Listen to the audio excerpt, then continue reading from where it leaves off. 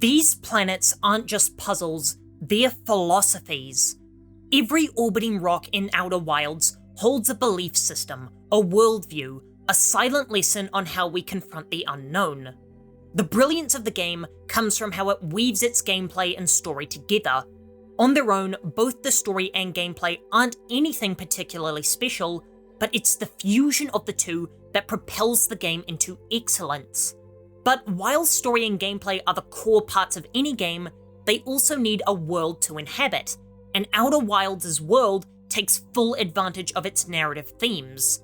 Those themes being memories, knowledge, time, and failure, and each of these core ideas is the basis for one of the planets in the solar system.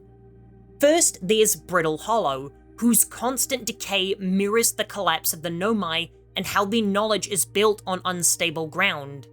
As the Nomai dig deeper into technology they don't understand, their species begins to crumble piece by piece until disaster strikes and they come across a problem they can't solve and it destroys them.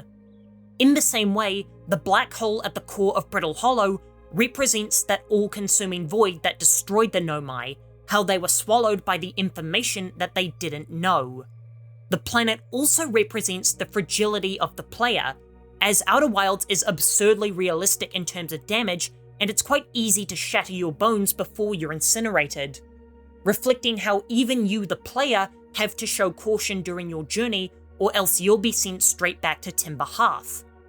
The Hourglass Twins represent time and the urgency of the gameplay.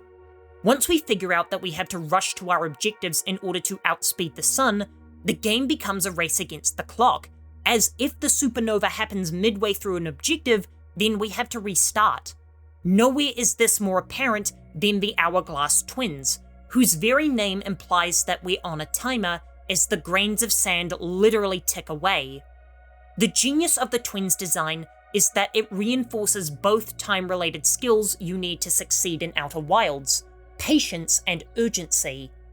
Both twins require thorough exploration, but you can't manipulate them in any way, meaning that if you have to visit the twins during a loop, then your entire journey has to be planned around that, thereby teaching the player the value of patience on Ash Twin and the skills of efficient exploration on Ember Twin.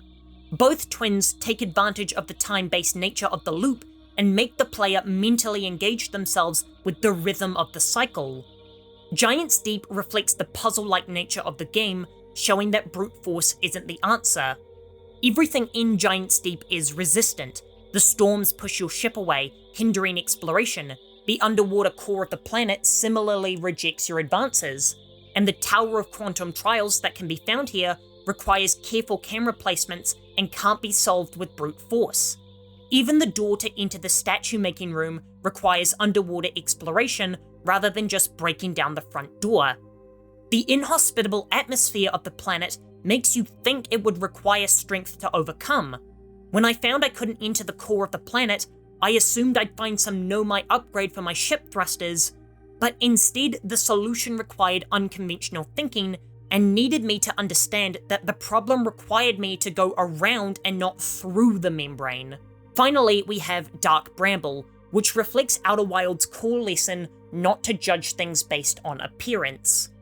The reason Outer Wilds as a whole is such an astounding work in puzzle gameplay is because it uses several mechanics that haven't been seen before in video games, often requiring us to view problems from a different angle in order to solve them.